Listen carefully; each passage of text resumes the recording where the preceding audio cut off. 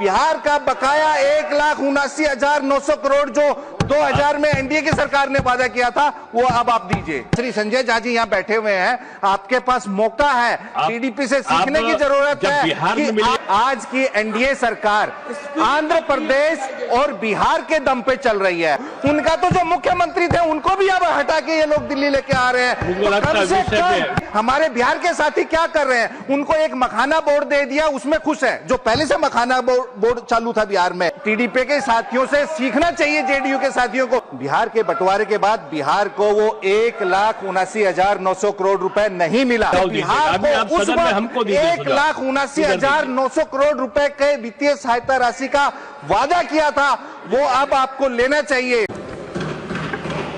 धन्यवाद। माननीय सदस्य श्री संजय यादव जी, 3 मिनट्स।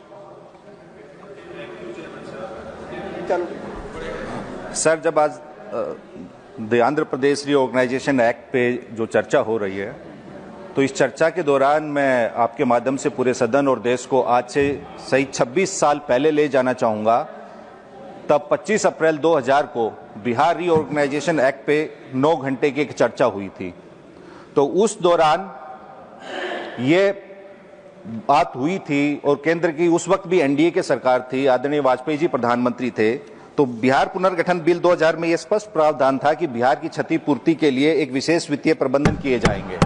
और उस वक्त बिहार की आर्थिक क्षतिपूर्ति के लिए हमारे राष्ट्रीय अध्यक्ष आदरणीय श्री लालू प्रसाद जी और बिहार की तत्कालीन मुख्यमंत्री श्रीमती राबड़ी देवी जी ने बिहार के लिए 1,79,900 करोड़ रुपए के विशेष वित्तीय पैकेज की मांग की थी। और उस विशेष वित्तीय पैकेज की महोदय उस वक्त की सभी समता पार्टी, जो कि एनडीए के एक सहयोगी दल थे, नीतीश कुमार जी की पार्टी थी, उन्होंने भी हमारी इस मांग का समर्थन किया था।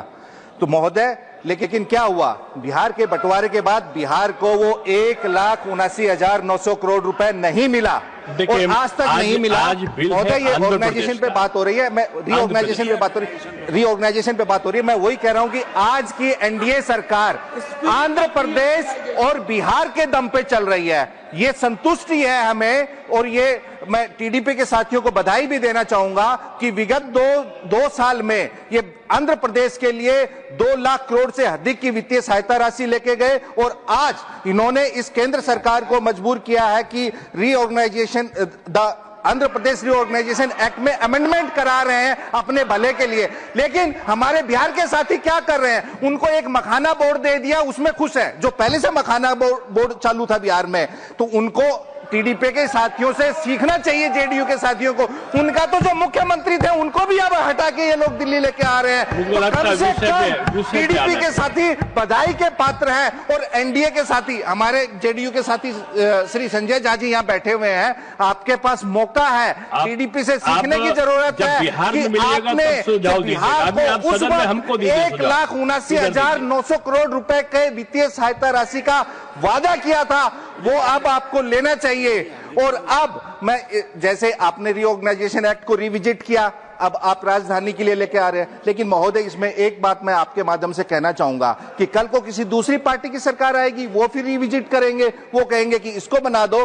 तो इसके लिए जब आप राजधानी की बात करते हैं तो एक रेफरेंडम की बात होनी चाहिए, एक जनमत संग्रह होना चाहिए कि लोग कहां चाहते हैं कि किस राजधानी चाहिए।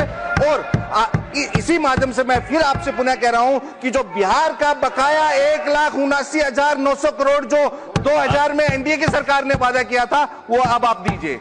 आपने समय देने के लिए महोदय आपका बहुत बहुत धन्यवाद। माननीय सदस्य श्री के आर सुरेश रेड्डी, 8 मिनट्स।